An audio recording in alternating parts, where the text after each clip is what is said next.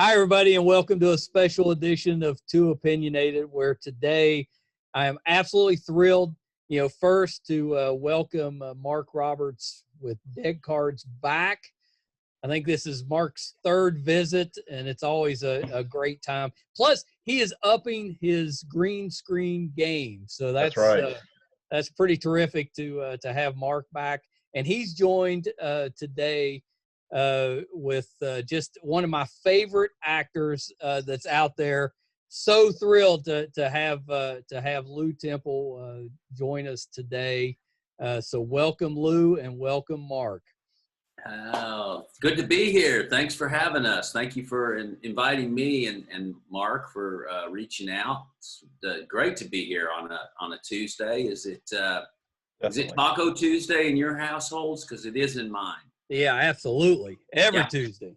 All right. Unfortunately, it's Taco Tuesday like 4 times a week. On Wednesday and Thursday as well. Okay. Yeah. It doesn't have to be Tuesday. So Lew, normally I would ask you about, how you got into acting, and I want to hear that story. But I first want to talk to you about, my understanding is that you were a pretty darn good baseball player, and you actually did some scouting for the Astros for a while. So you had like a whole career before you got into acting. So, talk a little bit about the baseball part of it. Yeah, and that'll lead right into the next. Watch this. I love baseball. I still love baseball. It's my number one passion. And I still have the same dream that I had when I was a 12-year-old boy. And when I say that, I don't mean metaphorically. I literally once a month have the same dream that I've always had. And that's walking into Yankee Stadium as a Major League Baseball player. And I see myself as an adult male, the same one I saw as a 12-year-old. And it looks nothing like me. That guy's a big strapping buck that could hit a ball country mile. And I'm not a Yankee fan, so I don't know where that comes from. I think the lore of the Yankees built. That's right. Iconic. I played baseball all through my youth. My granddad introduced me, and I love baseball. And then went on through high school, a college scholarship, went down to Florida at Rollins College, a small liberal arts school, a great baseball program. Got drafted out of Rollins. The draft is tomorrow, by the way. It is. The Major League Baseball draft. Signed with the Seattle Mariners, went out and played some ball, got traded to the Astros right away, became a part of that organization. Then when they figured out, hey, he's not going to grow anymore, and there's fellas that are better. When they figured out I had fooled them, they had liked me well enough to invite me to participate in the organization as a staff member, starting as a coach, which is just glorified babysitting. You're just picking up helmets. And then they offered the opportunities to scout, to learn how to evaluate players, which is fantastic. And so I got to travel the country, the Caribbean, Dominican Republic, Puerto Rico, looking for players, and saw all manner of amazing players. And then was being groomed to be a front office executive, one of these guys that runs a team like a general manager. And I had a pretty good, a pretty good path heading that way. And like you said, I had a great career, that people would give their left arm for. And I was a single man in Houston, Texas, and I saw a young gal with a nice pair of jeans walk into a building, and I opted to chat her up. And so I rolled into that building to maybe secure dinner reservations for a little bit later. And what it was an acting class. And down on this stage were these people acting, and it just caught me off guard. And I said, those are my people. Being from New Orleans and gregarious and outgoing, and life is theater from where I'm from, and that just seemed right. So I started to pursue an interest in that, and I said, well, I could do that. Well, at that time, I couldn't do it a lick. I thought I could.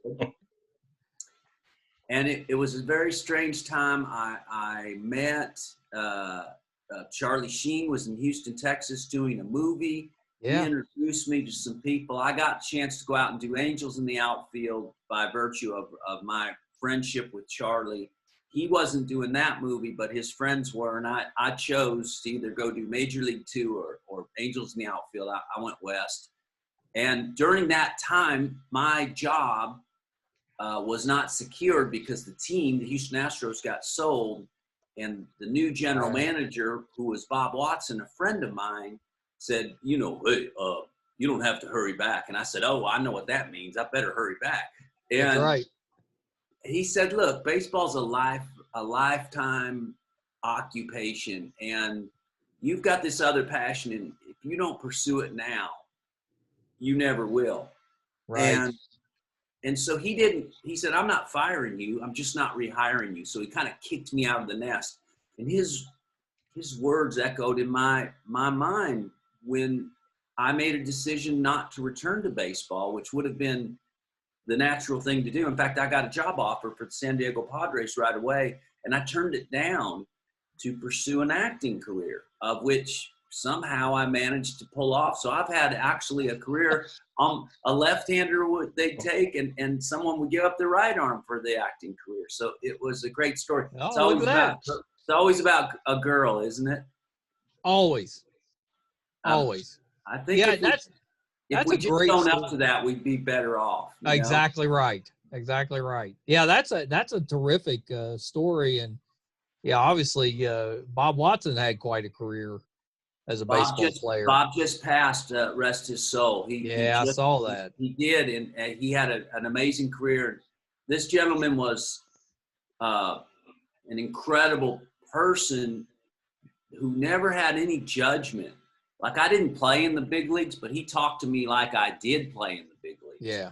And he listened to me as if I had faced Nolan Ryan. When I would say, well, this guy has a pretty good heater.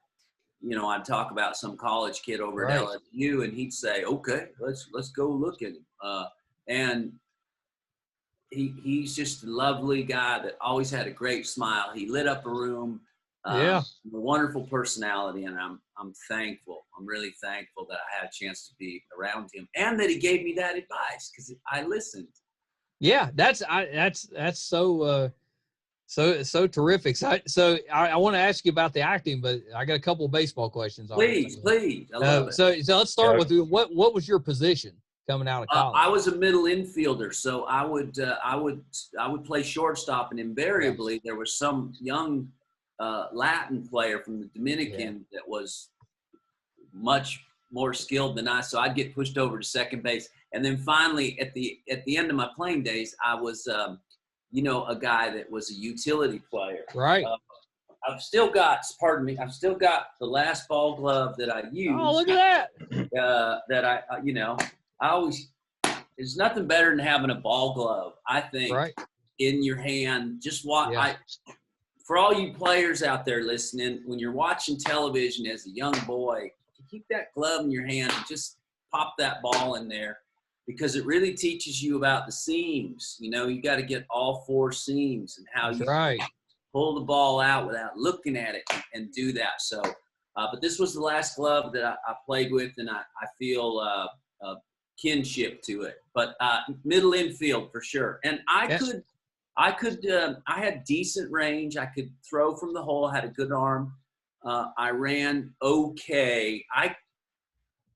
I ran pretty good. I would say I ran good. I mean, compared to these athletes today, it's hard to even, when I'm thinking about what they're doing. But, I hit three ways: left-handed, right-handed, and seldom. That was probably that was the life and death, the life and times of my career. But I was a good player to do the fundamentals. So managers like to have me on their team to go in and get a bunt down. We used to bunt back in them days. Right. And hit behind a runner, or go out and make a play. Even a relay, be in the right position. I mean, managers really appreciated the fundamentals of the game back then. I don't know if they still do. I mean, look, the old guys like me do, but you know, we got to get that launch angle right nowadays. That's it. I think a lot of us that have been baseball fans for years lament the dying of the fundamentals. I think, you know, it's amazing. During this time, I'm sure as a fan, you do it as well. You look back on what's available on YouTube. You can watch a World Series game from 1975, and nobody struck out. I mean, they did, but they didn't. You know, they put the ball in play. The game actually was a game. It was, and now it feels like it's a swing or a miss. It's more like cricket now. You know, it's more like, okay, he didn't hit it. He didn't hit it. Oh, he hit it good. He hit it really good. Okay, so we got that. And but they really put the ball in play. That being said, I was watching them. They made some crazy defensive plays and not always very graceful. I mean, they would dive and fall down. I mean, it's crazy to look at a ball game and in the 60s or the 50s. And watch them, dive for a ball that's hit just a little bit of the left. Well, yeah, the athleticism was not quite as good as it is now. I'll tell you what, they were a lot better hardware salesmen though in the offseason. Yeah. Well, that's funny you mentioned the 75 series, because that's I was a big Red Machine guy. Joe Morgan was my guy. Johnny Bench is my guy. So I was a big Red Machine, and Johnny Bench was my guy. Joe Morgan's he's a great example. He was originally a Houston Astro. He was. And one of the guys that mentored me, a guy named Walt Matthews, was a guy that taught me how to scout, and he was Joe Morgan's teammate. He's a big old country boy out of Arkansas, and it was still rather segregated back. That was 64, 65-ish, and Walt Matthews, a big white guy that looked out for Joe Morgan, who was from I think Joe was from the Oakland area, was ready to quit, go home. And had no interest, and he kept him around, and he said no, and he stepped up. And Bob Watson talked to me a lot about that too, about how Joe had it harder than most because he wasn't just a black player; he was a little black player. He was a little guy, and so, but he got through it, and thank goodness, because he was an incredible player. Oh yeah. He was dynamic and kind of he was ahead of his time a little bit. There's a lot of players like that now, but back then there wasn't a lot. Yeah, the power and speed thing. Yeah. And I think he was a pretty fair second baseman. I think he was. I think he played really strong. Him and Concepcion were fantastic. And, we forget. So I think for baseball fans, it's such a game of passion. Yeah. There we go. There's Charlie and I. Yeah. All right. Yeah, it looks good. Charlie would rent the Astrodome because he was doing a movie called The Chase, and he was getting to go do Major League 2. Yeah, he was doing it with Christy Swanson. Yeah, the original Buffy. Yep. Yeah. And so he would rent the Astrodome when he was done shooting. Now, this might be at 1 a.m. till 6. We would work out. And it was just, we'd have the biggest time ever.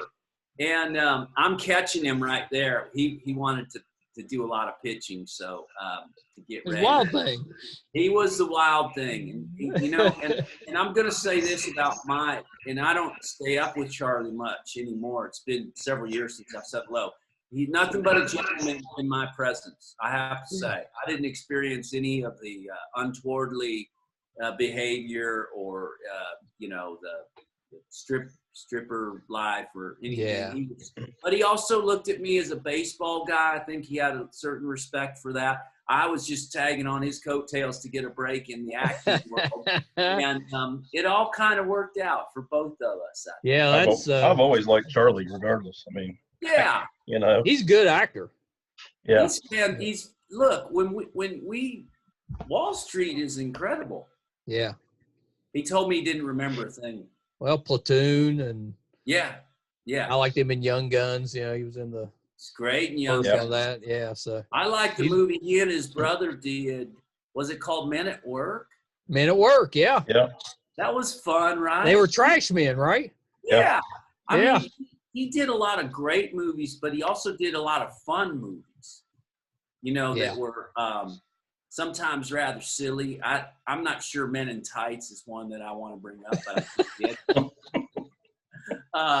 But I saw him the other day in Ferris Bueller's Day Off. Yeah. Yeah. Yeah. I mean, he makes kind of a big cameo at the end in that movie. He was a character back then, and he was in about everything. Yeah, you see him all the time. He worked, you know, a lot, and of course he hit it big with the sitcoms and stuff. And yeah, and we liked seeing him. I think he was somebody we could count on to enjoy what he was going to do. It's funny because I think the same way with baseball, we're looking back at movies because they're on our streaming outlets like Netflix or whatever it might be. That's one of them, not the only one, but it seems like it. And we see movies. We see movies that we may have not watched in a while, but we know things like the Back to the Future franchise. Yeah. And we figure out, oh, these are fun, you know, and they're fun to go back and re-enjoy. I have a 12-year-old daughter, so she's getting it for the first time, and it's delightful. Oh yeah, it's nothing better. We do a lot of movie nights with the kids. Of course, they're all grown now, but yeah, you know, there's nothing better than kind of passing on some of the movies that you loved when you were a kid. And you do see, from my perspective, I guess, as a somebody in the industry or a craftsman, you start to see right away the difference in the approach, that what happens in the performance then compared, it's the same thing I just spoke about with baseball. Yeah. The difference in the athletes, the difference in the actors, so to speak. So take I think I just watched Back to the Future 2. It was great, but everybody was really loud and big. Yeah. And unashamed of, you know, I'm going to throw it out there. It's going to be big, you know, and I'm going to hit a home run. And, you know, Doc, what happened? You know, and in today's realm, that might be more reserved, right, more sealed, and we're gonna have a secret. We're gonna reveal later, and the reveal is going to be the aha moment. And I just find it so different, actually. And I'm kind of a big person, and I would say I might lean towards liking to be big. I like theatrics, so maybe that was more my time. You know, when a director says, "Hey, look, can you bring it down a little bit?" I'm like, "What for? What do you want? You know, what is it? Are we disturbing the peace? What's the problem?" That's right. Just bring it. But I do appreciate everyone's work. And the other thing I would say is that I think it's got a lot to do with our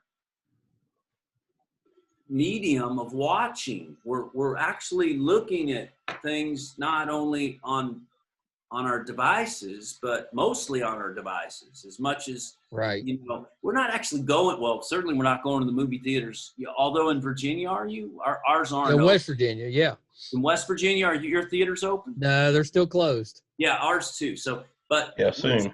we stopped going and started going to Netflix again. I'm not shamelessly plugging Netflix because I actually don't have a series on there, those bastards. But I did that. Everyone's going there. So I think because we're doing so much and television's king right now, the work gets smaller. The screen is smaller, right? You know, so it's hard to be theatrical when you don't have 35 feet of viewing to do that. Yeah, no, that makes sense. Yeah, it's a more intimate setting, so you're kind of toned down a little bit. Yeah, and I sort of miss Jack Nicholson. You know, I miss his big fun character, you know. And over the top. Yeah. I like it, and I think it's just as good as being under the bottom. Yeah. So, Well, whatever, so, you know. Sometimes I here's can't. Sometimes I'm on set and I can't hear the person I'm working right across the table from. Like, I'm agreeing with you mainly because I have read the scene tells me to, but I can't hear a word you're saying. I don't know. But well, I'm agreeing. as an audience, there's nothing more frustrating than not being able to hear, what the actors are saying, and that happens all the time anymore. Well, It's and that's, I think it's a very uncredited, the sound department. We always say, we always focus on getting the movie in focus, and cinematography, but really if your movie lacks in sound quality, you don't have a movie. Yeah, that's a really good point.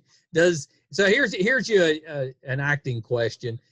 When Rob Zombie has a project, does he just automatically call you? Is that like, are you the first person on his phone list? He calls me the very first thing, and he said, "Hey, I'm gonna do this. What do you think?" I go, "That sounds great." He goes, "Good. I just wanted a little moral support. I'm not going to use you, but I just wanted to." No, he does. He enjoys. I shouldn't say. I can't speak for him. It would seem to me that we get on very well, and we have like interests in our approach, and I seem to understand what he is looking for, and he seems to appreciate anything extra that I bring, and I think that's how we've been able to build a rapport and a relationship. He is a director, by the way, that asked me to bring it down. Really? Well, it was interesting because that's surprising. It was, and I know it. On the very first day of Devil's Rejects, we were waiting for a long time to go get in on the dance floor, and we hadn't been on set. And we were in our wardrobe, and this is the Banjo and Sullivan team, and we're excited. And Jeffrey Lewis, he was an old pro. I mean, he had been, he's Clint Eastwood's best friend, Every Which Way But Loose, and so he was fine. But the rest of us were pretty amped up. I have to even admit. I mean, I don't think any of it had to do with acting. We were just, ready to rock. And let's go. And Rob was like, "Whoa, we got a long run. I mean, at some point, this is all going to get crazy when they bust in this hotel room. But on the front end of this, let's dial it down a little bit if we can, just to keep it." And he was right, and I appreciate that. I always say about Rob is that he knows what he wants, and he wants what he knows. And there's not really a gray area. That being said, he allows, if you earn he expects you to bring something to the party. I'm throwing a party, I'll have chips, but bring bean dip or guacamole or we're screwed. And so he wants you to bring something, and he'll decide right away if it works in the context of his film. And then he'll take a look at what you're doing and allow. And then he'll ask you maybe, well, let's open up the throttle on that a little bit, or whoa, I don't see where that's going to work because, and I always respect that he knows if something doesn't work. And most times he'll say, "It's me. It's a terrible scene. I wrote it poorly, and I've set it up poorly." Because, you're always trying to make stuff work. And so he's good at moving on and scrapping. For instance, if a take is broke, he will change lenses and change the camera setup right away.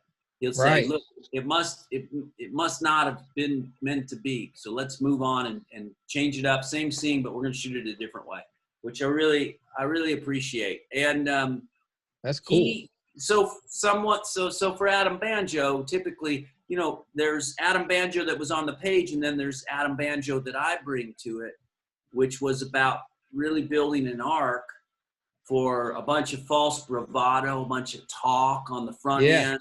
Then when the proverbial poop hits the fan, maybe, he puts his wife's dress on. He's not so, And Rob was really great with that. He said, this is great. This will serve the entire, because at the end you have to come back and rise up to fight. You're not going to win, but you're going to die going out trying to.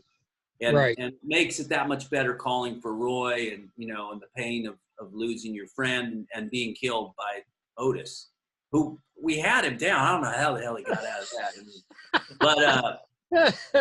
But at some point, Rob's the kind of guy that will say, well, look, tell me if you saw a guy get executed, what would you do? And immediately I said, I think I would probably lose my lunch. And he goes, great. Props. I need some Campbell's clam chowder and junky potato soup. And we had to do like 6 of those. Not only was I tired of it, but you have to every take reset, which is clean up.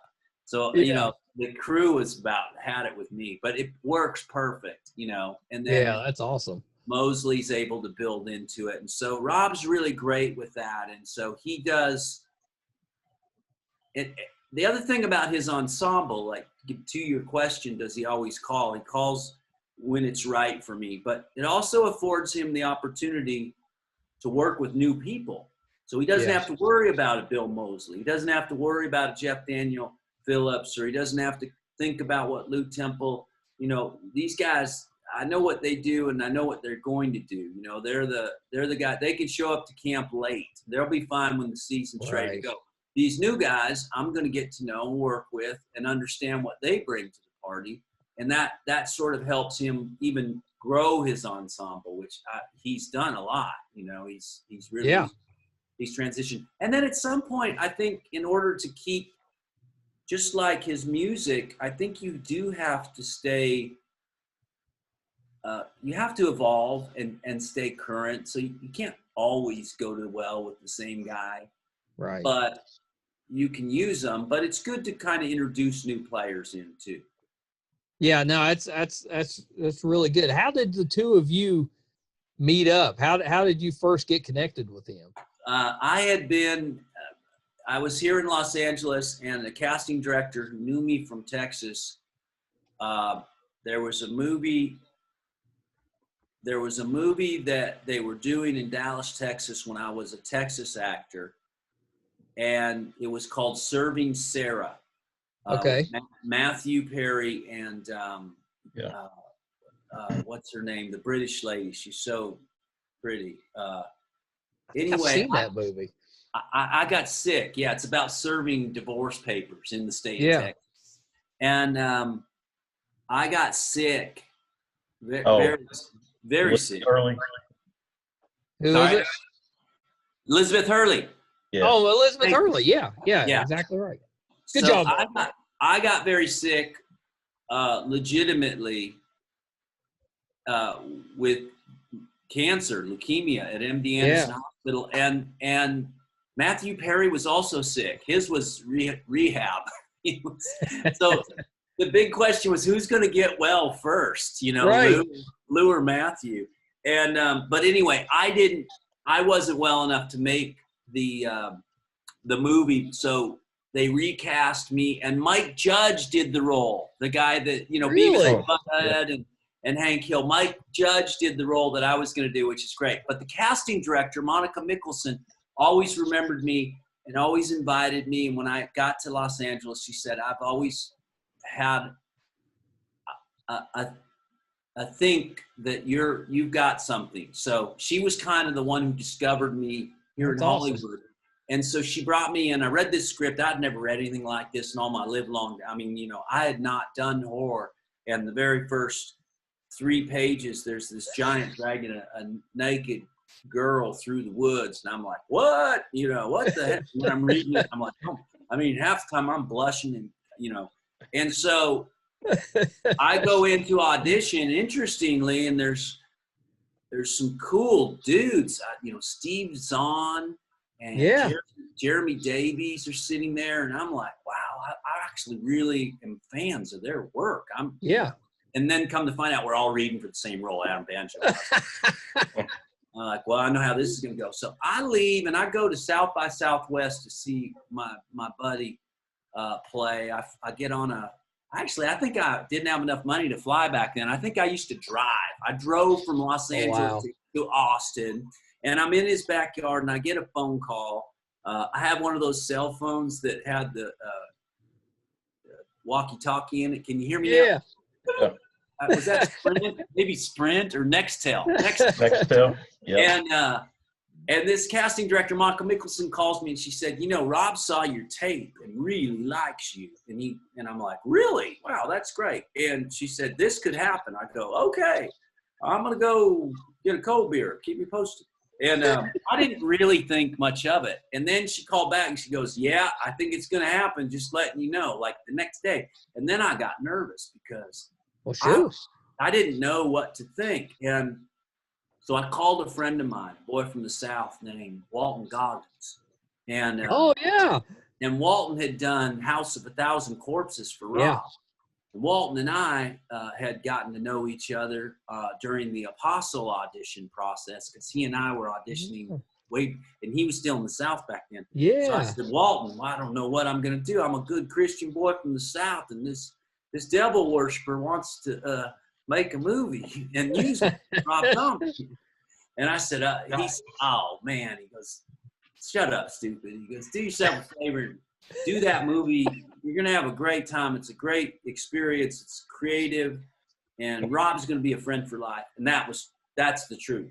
And it was such a great experience. The Rob Zombie part of it is great. But the other cast, to be part of a Bill Moseley, Sid Haig, Ken Foray, William Forsythe project, and sitting at the table read, there was just something incredible. It was like a Super Bowl. I mean, it was really, I've never experienced anything like it. And then on set, there was something, and I'm thankful going back to my baseball days. One of the things that I got was observation.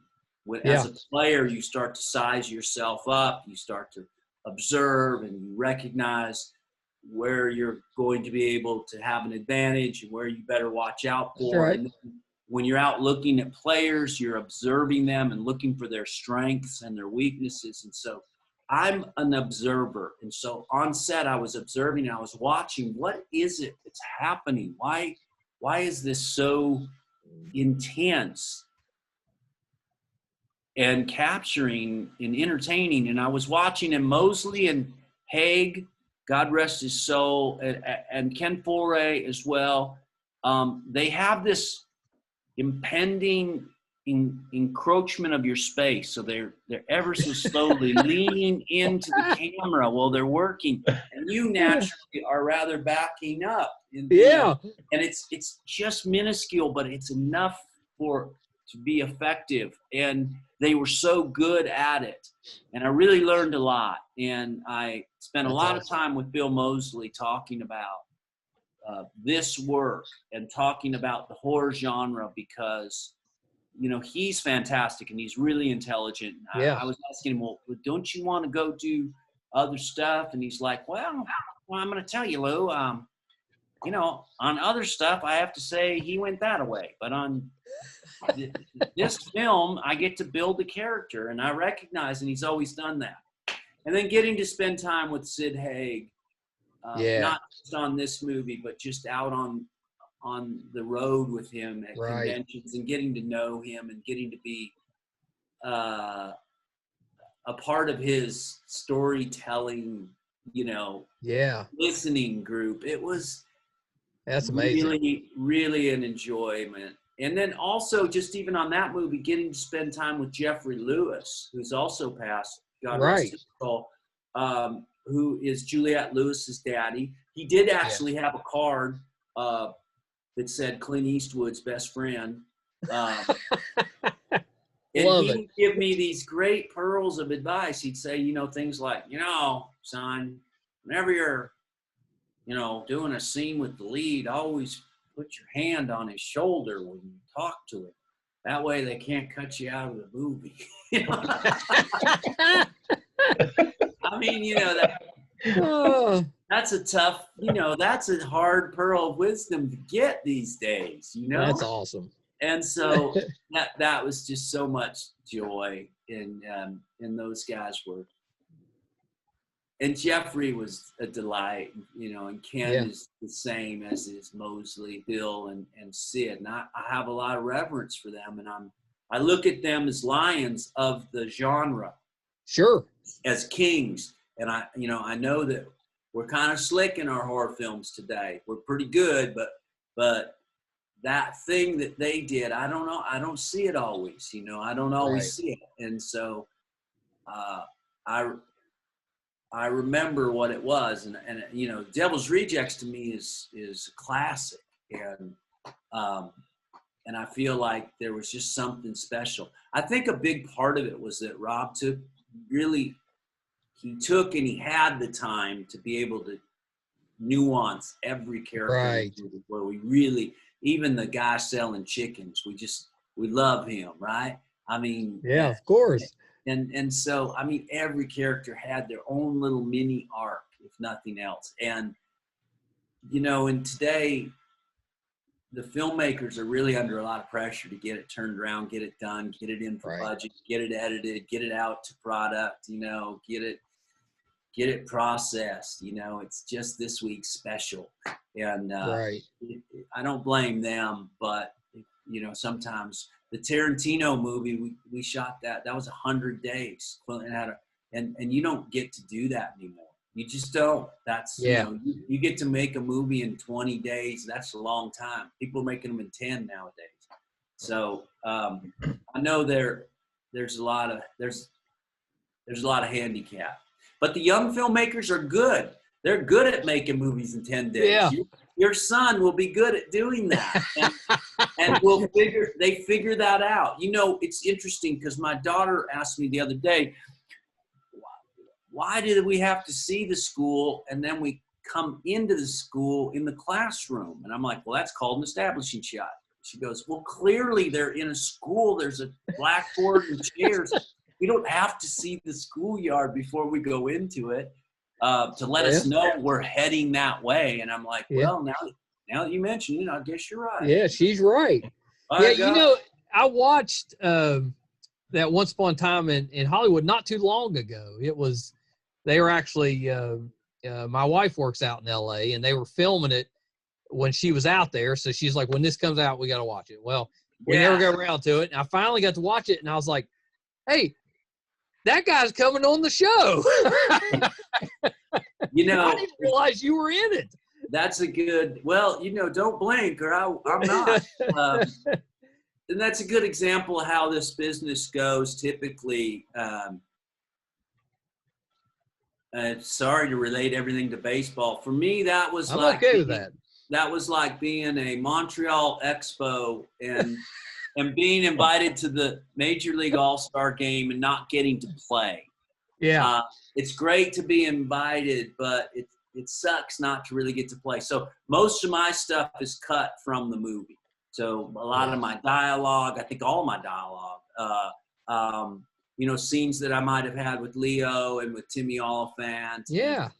And, a lot of that stuff was cut. A little conflict scene, there was a thing, how do I, get a drink and I get a drink in this bar, being a little upset.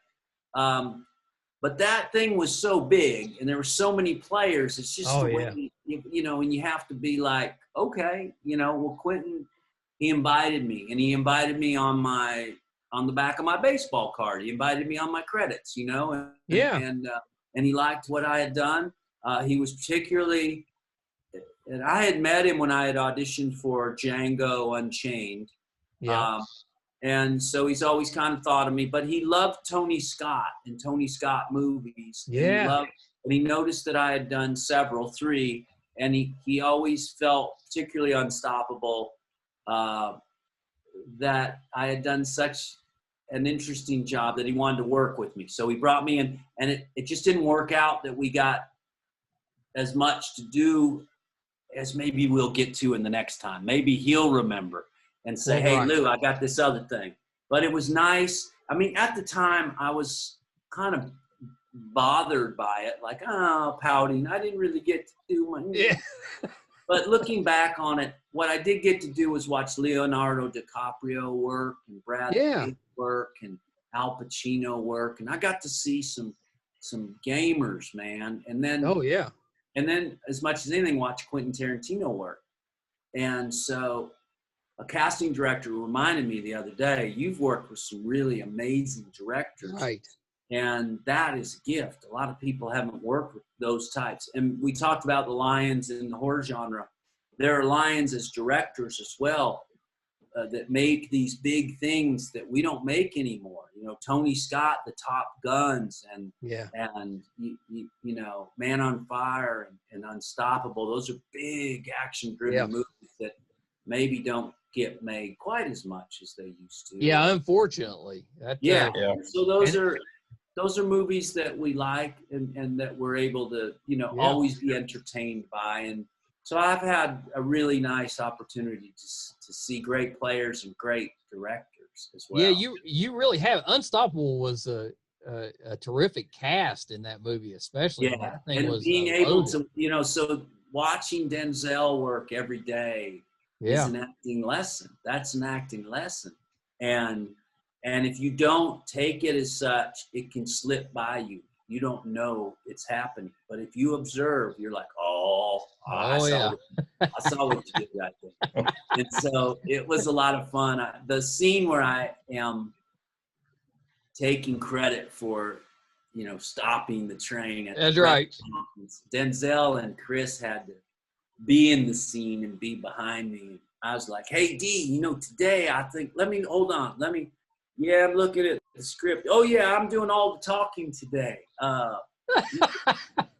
But maybe I'll throw a look at you or something, D, and just to let you know. Are you ready for that? Because I just, you know, at that point in time, I had enough time with him but typically you don't do, you know, I can't. Yeah, right. I can't say I would have. But look, it was towards the end of the movie. I knew I couldn't get fired. So I thought I'd be a little cocky in a little bit. Well, how did he respond to that? He's like, all right, we'll see. That's what you think? Is that what you think? I go, I don't know, but I know I got a lot to say. Pardon me. Yeah, that's right. Well, the other Tony Scott movie I remember in was Domino. Yes. Which was an excellent movie. What was the third? Deja Vu. Oh, I love that movie. That was a Denzel Washington movie. That was also Denzel. That was also Denzel. He takes my ambulance. He, you know, and I had this great line in that movie that was so prophetic, and Tony decided it was too leading. You know, he's stealing the ambulance. He goes back in time. He steals the ambulance. And I'm like, mister, you don't want to do this. This never works out the way you think it's going to. And I was like really excited because that's kind of the story of the movie. And it got cut, you know, and but that was okay. It was great. And Tony was a guy also who was just a delight. It was like working with Willy Wonka with Tony Scott. Just incredible fun, and everybody would do anything for him. But he told me, because we got on so well, and he said, look, I can't use you in every movie. I can use you in the movies you are appropriate for. Right. Because I was like, oh, we're going to do this forever, right? And no one had ever told me that before. And he said, it's not good for you, and it's not good for me. We're going to, you know, we have to go, and we'll come back, and we'll leave. And sure. And it made sense, and it made it okay, by the way. And sometimes we, as you know, as artists and as contract labor, essentially, right, we need to know that, you know, we're not. It's not that we're not liked. It's just that we're not always right. Or those guys need to get to work with other people too. You know, and some other dude's going to get that opportunity, and that's going to be great for him. And Tony will find me again. And so. That's right. And he did. He did. He did. He so did. So has all, I mean, you really have worked with just some iconic directors. Has that ever made you want to step behind the camera? Yeah, but not because I would want to follow in their footsteps.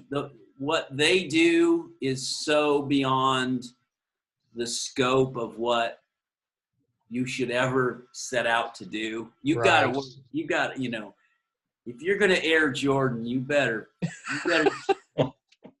spend some time on the pavement, man. Oh, shoot. But so I have wanted to, and I've directed a few shorts, and there is a part of me, if you can't tell, that's rather talky and verbose. So I might talk a scene to death, and sometimes the actors just need to get a little nudge of intention. Here's what we're trying to do.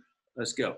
And I'm nervous about not being the best, most efficient and economical user of time. And so I would need someone to go, Lew, that's enough. We got to move on, Well, you got to have an assistant director. I got to have that guy, and he's got to be strong. He's got to be strong. But I do think Mark Roberts. Is that why I see you with Vincent quite a bit? Yeah, that's it. He's perfect about moving on. He can, he'll just. It's funny when he and I are together. I'll go on to one of these, jaw wags and stories, and he's like, I don't know about that. I just know that it was bullshit. And so I'm trying to politic it, and he's pretty straight up. But I like the dynamic that we had because it felt honest and authentic. We were really two guys. It was interesting. I talked to him the other day. It was very interesting. One of the days on set, after we were basically being held hostage by Rick and his crew. It was Vincent and myself. This is you and Vincent Ward, right? Yeah.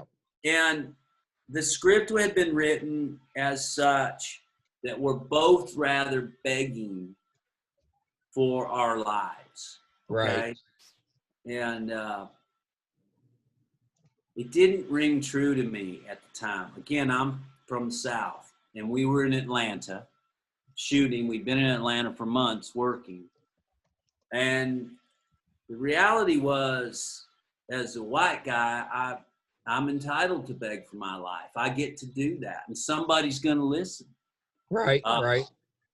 And it didn't seem right that Vincent was, because it was not because he's not entitled to it, but because his experience probably was that he may not be heard or listened to. Yeah. And so I made mention. I talked to him first, and I said, "Is this right? You gonna beg? I'm gonna beg, and you're gonna side with me?" And he goes, "It doesn't seem like." He goes, "It's not."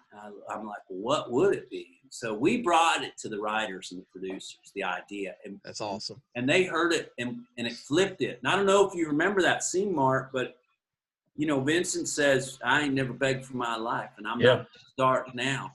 You do what you got to do." And that's something that Vincent feels. Awesome. And I respect the Walking Dead staff and the writers. That's right then and there that I knew this was different. This show was, and they adjusted right there, and we played through, and I never have forgot that. And so I respect everybody that was involved in not just hearing two guys that are from the area that might call it out, but also that they didn't have to take the time to hear us, but their approach is always to get it right. That was the difference. Right. That's the thing.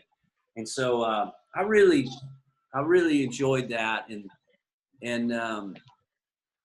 that was a good scene too. Great scene. I could see Vincent saying something like that too. Yeah, it was there's a lot of pride in that scene. I think as we hope, experiencing what we're experiencing today. That's right. It's so bizarre because, I've been approached on podcasts. I'm sure it's not just me, but during the pandemic about Yeah. the experience of what is an airborne disease that causes mayhem and concern, health concern. What was, you guys on The Walking Dead, you went through this entire thing, and now we're That's actually right. experiencing this. And so, and then to have to retrace that step into the story that I just told you with our disconnect, our discontent, our civil unrest with race relations, as it were, right now. Sure.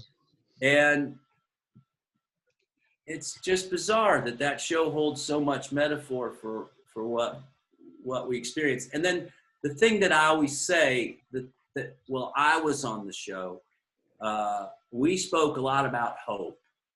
Yeah.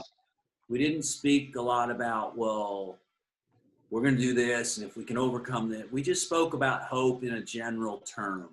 And let's find the hope, or let's lead up to lack of hope when everybody's going to throw in the towel, and one of us raises up to give us faith in that hope again. And so we worked hard to build that. And I also think that's a big part of the human essence is hope and faith.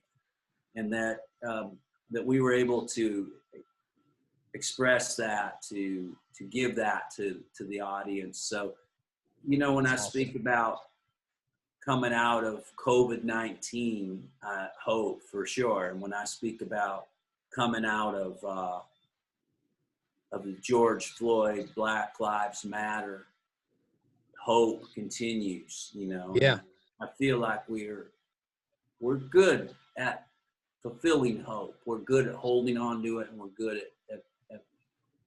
at making it a reality. So, I offer that always. And, I love that. Vincent's been a great partner out on the road.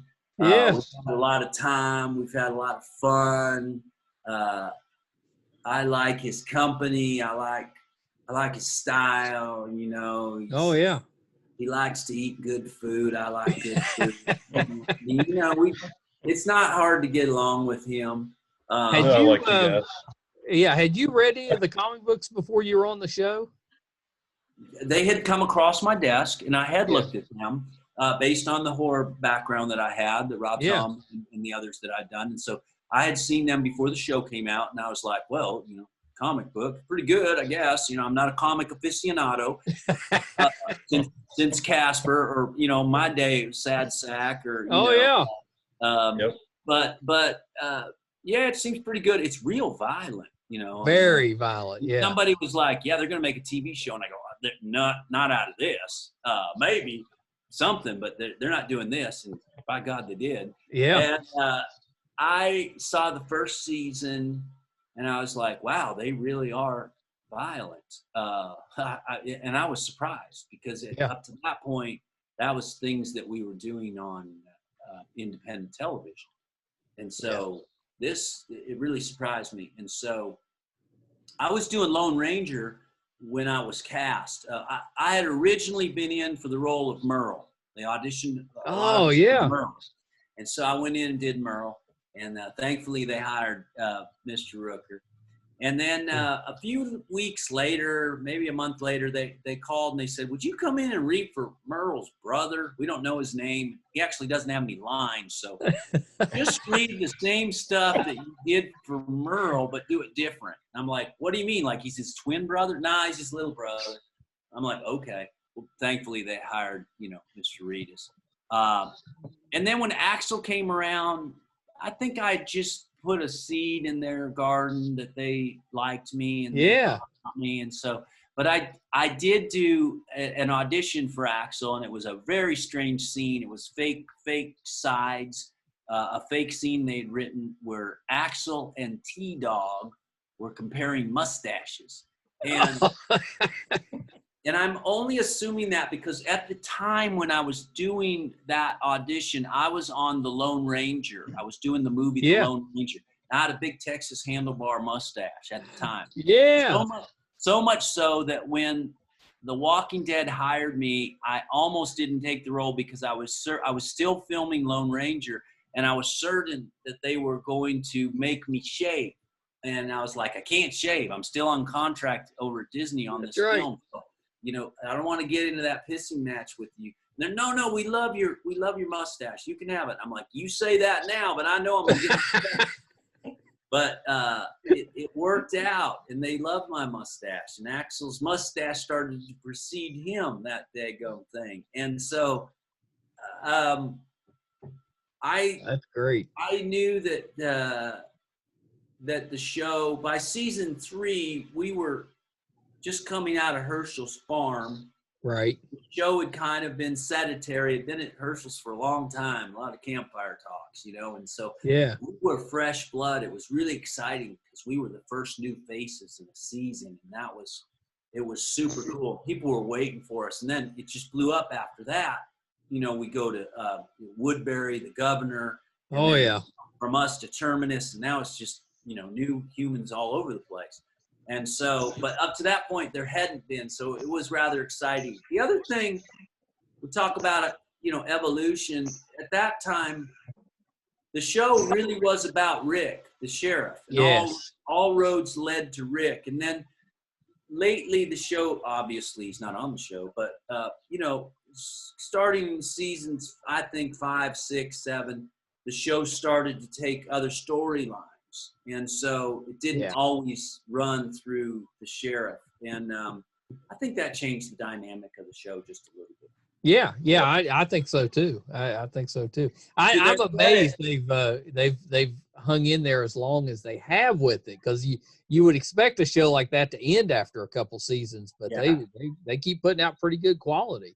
They good quality, and to their credit, they have grown their audience, and so they went to school on Stranger Things. They recognized that a younger group of faces and cast will develop a younger fan base, a younger audience, and I think they've done really well with that. Look at the young people, I mean, you know, that are on the show, and you know, the Judiths of The Walking Dead, and you know, people like my daughter, the 12-year-olds, can start turning in. You know, we don't have to see some old man out there. That girl, it's not far from me, you know. And so you mentioned you were on Lone Ranger. Have you done any other Westerns? Because you seem like you would fit in Westerns. I try to do a Western every day. I have done a couple of others. That's the biggest Western that I've done. And I'm always up for a Western or another. The Westerns that get made and I'm not in is beyond me or heartbreaking, but there's a lot of good cowboy actors. I would be the first to say that. Yeah. You know what I'm doing during this course of quarantine that we're experiencing? I'm reading Lonesome Dove, chapter by chapter, on YouTube. Love Lonesome Dove. On YouTube every day, and I occasionally will invite a guest reader like a Vincent Ward or a Norman Reedus or a Pauline McIntosh. And so it's on YouTube on the Lew Temple channel. I don't know if I can I send you that, Mark, or you? Yeah, we'll find it. We'll get that up. Yeah. What do I do? I'm trying to be tech now. Do I put it in chat, Mark, or do I put it in? What's the name of your channel? Just Lew Temple YouTube, I think. Help him out, Mark. Let me see.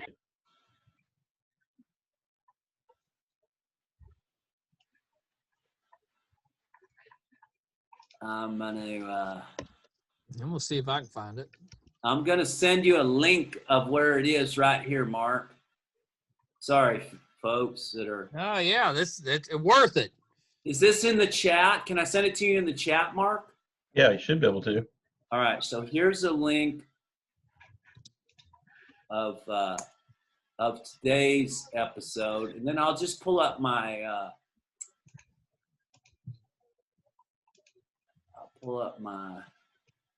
my YouTube channel. And so that's been a great source of activity. And you know how long that book is. Yes. It Very takes long. And so today we did chapter 79 today, and so we're getting down. We're getting down to the end. Yeah, we're going to share that. And I'm excited. So we got chapter 79 there. Okay. That's chapter 79. So I'm going to send you, I think this is my link to my YouTube. Okay. Yeah, let's get it on. I was looking for it, but I didn't see it. But yeah, let's.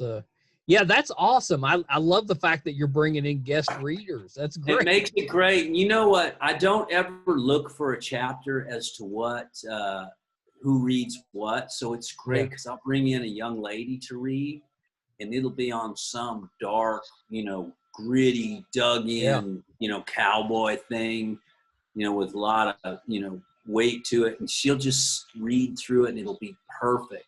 Or some British guy will read it and you'd think, oh, that doesn't work. And it just sings. It just works great. That's and awesome. It's been a lot of fun. And it gets me up every day on task to do something, not unlike your podcast. Just imagine if you did this every day. Yeah. Which is coordinating a guest, coordinating a time, getting it up, getting the tech up, announcing it, getting a little bit of a following. Yeah. And then, but just doing it every day on a ritual schedule. At some point it keeps you moving, keeps you moving. It does, forward. yeah. And I've enjoyed that. You asked about directing. I really like writing, so I like writing a lot. I write pilot television shows. I'm writing a script right now. I've written a few scripts, so I do like the. I like writing, but I'd like to work with an advanced writer, somebody that is that I could learn a lot from. I mean, I've worked with a lot of writers, obviously, but there we go. Collaboration. But writing's a lot like music. It gets to be a little personal. Musicians. I've done some of that, and they don't. And I'm a collaborator because I think inherently the movie industry is a collaboration. But they get a little precious. I'm going to write this song, and those are my licks. And I don't need a little territorial. I don't need a lot of help. Yeah, that's right. So I'm like, okay, I get it. I used to try to write a song for every movie that I did, and I found out that the music supervisors just weren't having it. They weren't. Yeah. They weren't going to. I had written a song for Unstoppable with David Grohl. He was going to do it. Oh man! Yeah, it was so great, and I couldn't get Hans Zimmer to say yes on that. So come on, Hans. I still got that song somewhere. Maybe I'll crank it out someplace. Oh, that's terrific. Well, yeah, Lew, this has been awesome, and your story. Oh, I've enjoyed it. Yeah, these are fun. Couple things before I let you go, though. Yes. I got to go back to baseball because I got a question. Please. With that, so just more of your thoughts. So, what are your thoughts? About us possibly having a season this year, and then what were your feelings on this whole scandal with the Astros and kind of the sign stealing? Well, starting with that, because we'll do chronological. We've stole signs from day one, and sure. I've known some guys that were really gifted at it, that made it a study. And when you do it as a skill set, I suppose counting cards would be considered a skill set, and so when you do it that way without the benefit of technology, it's been going on for sure. Right. I think when you introduce something that is outside of the goodwill, if I'm out there doing signs, I know that somebody's looking at me and putting together my, the derivation and the algorithm of what I'm doing. They're going to figure it out. And it's up to me to change it up, which we would do all the time. Even as an infielder and watching the catcher, we would change sequences from, balls, calling at this line of scrimmage, the signals, those things, okay, I think it's okay. But when you introduce technology to it unannounced, for me, it's out of line. That being said, I don't think the Astros are the only ones doing it. No. I don't think they're that far ahead of everybody on technology.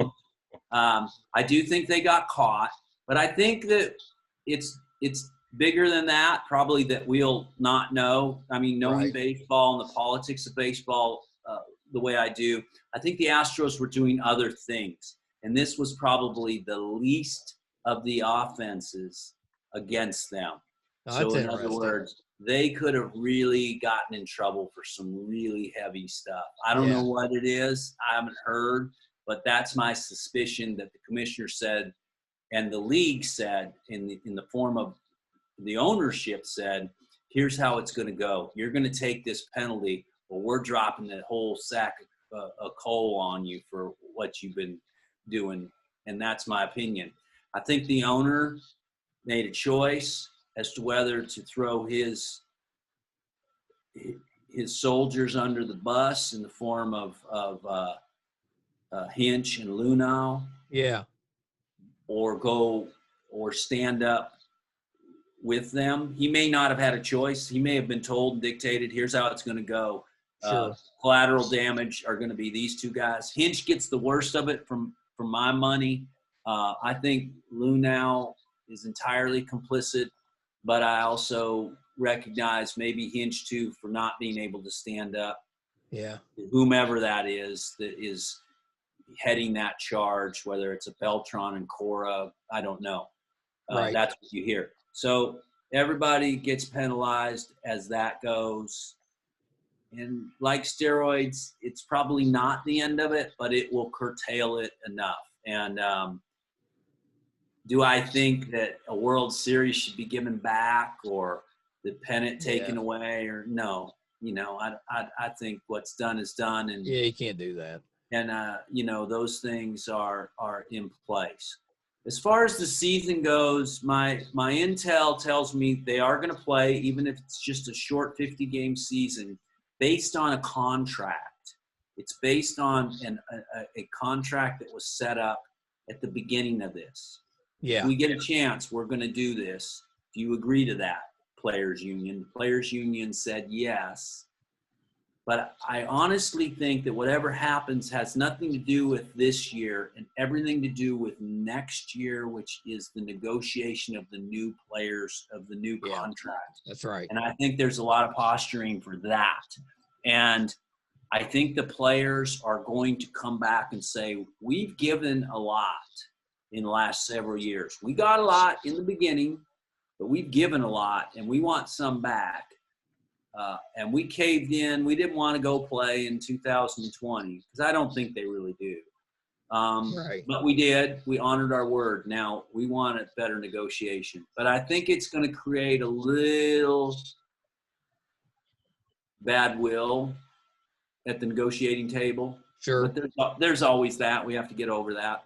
And the reality is, in Atlanta, Georgia right now, there's Little League games going on with a lot of people in the stands. I'm not kidding. If the little boys are playing, the big boys can get out there and play a little bit, right? Agreed. And so I think we'll see that, and it'll be good. We're just yearning for sports, and we need something. I think in Atlanta the other day they had a NASCAR race or something. They did, yep. And so we've been doing some things. We're way behind over here on the West Coast, got to tell you. We're all feeling a little stepchildish over here because nobody's out doing anything just yet. Have you been out to the protest at all? I have done one in my area. Yes, we did a walk. It was very civil, very civilized. It was built for the youth of our community, and so it was pleasant, I have to say, and it was heartfelt, and it was well received.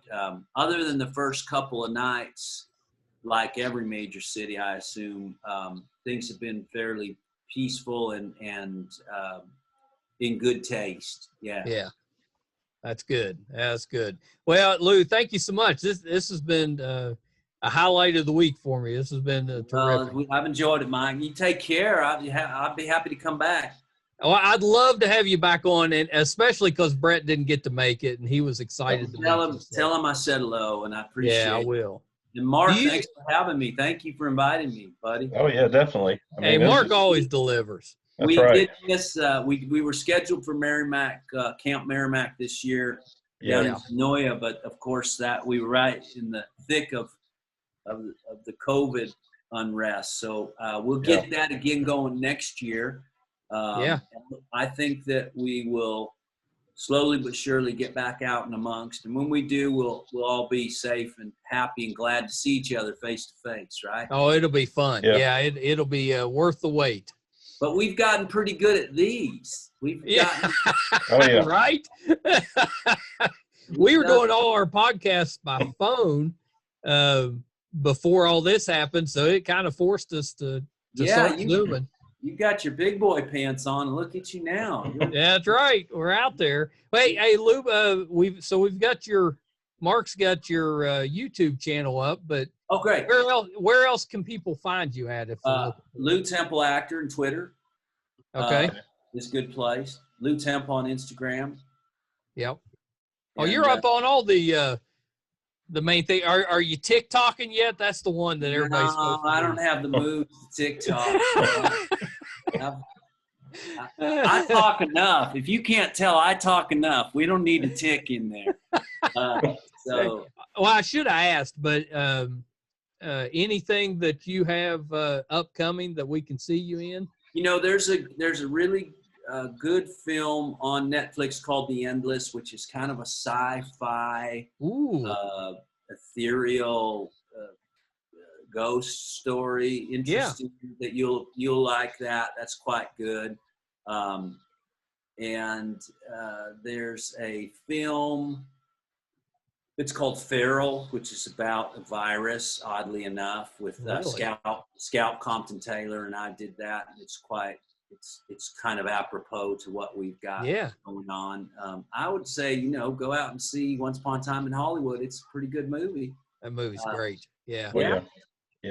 That movie's great. That's a lot of fun. So, and then I think, there's a pirate movie. I'm waiting to get this thing out. Who doesn't love a good pirate? This is a Goonies Light. And I'm a pirate professor in time travel. So it's called Time Crafters. And we haven't got it out yet, but we're close. Oh, that's awesome. It'll be great. Yeah.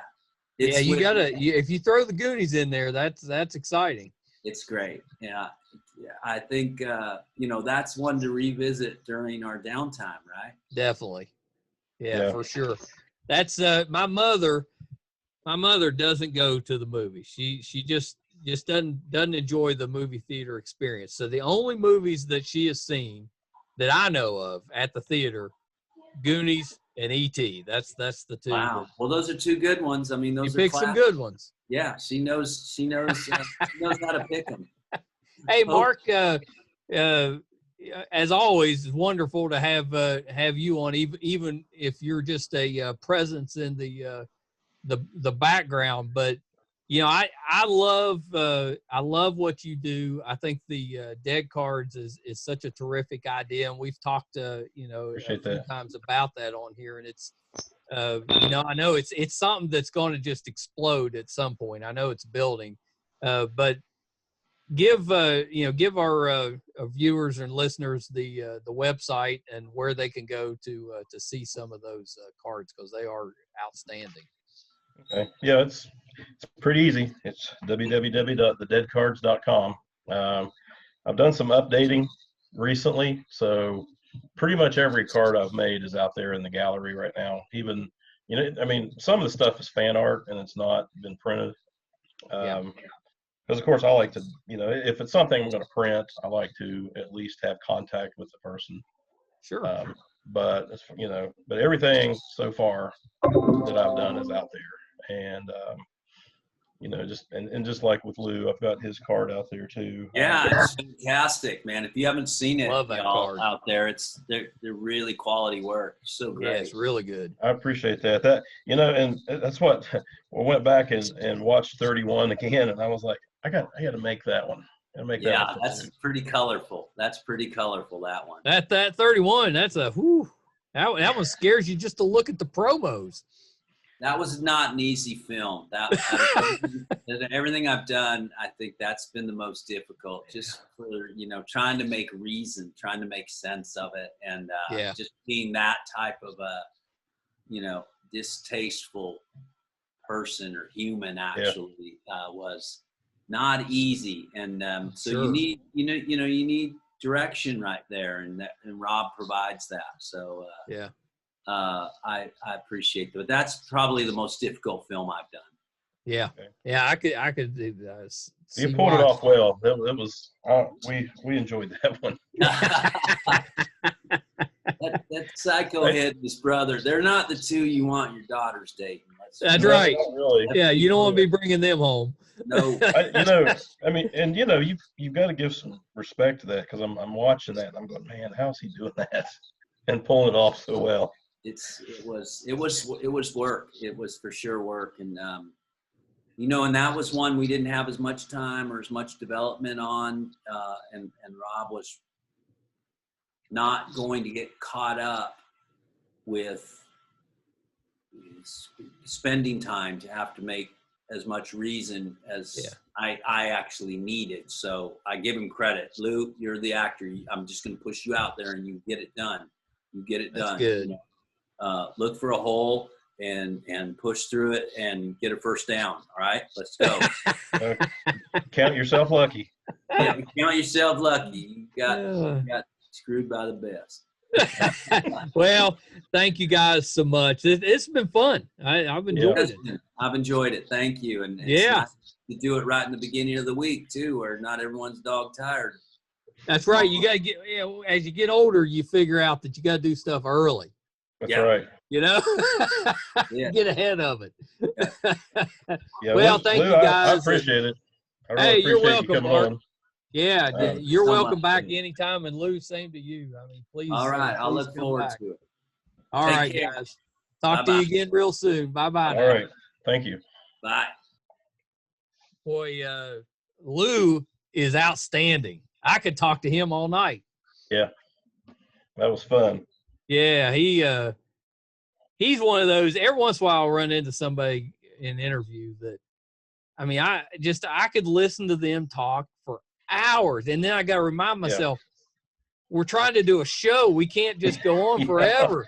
But I mean, his stories and just he's so enthusiastic when he talks and stuff. I could listen to him forever. It was awesome.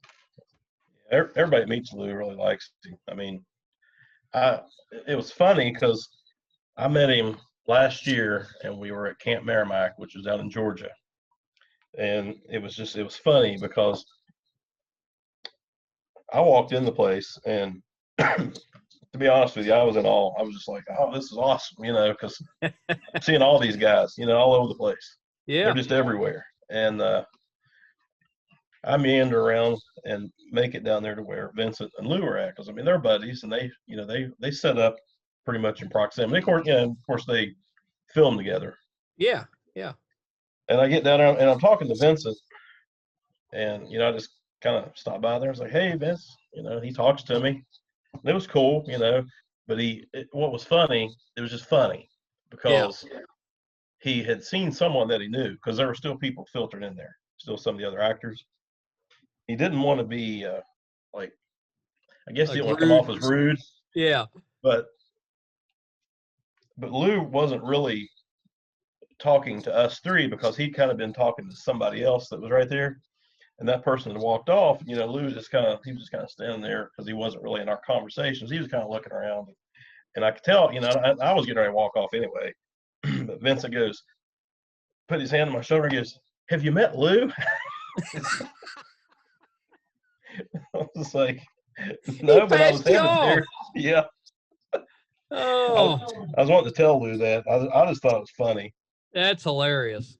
That's a good one. somebody was passing through there that he was trying. I guess he'd been trying to talk to. He did circle back around later. He's like, "Man, I'm sorry about that. I've been trying to catch up with this guy." I was like, "Oh, that's cool." But it was just funny. Have you met Lew? Have you met Lew?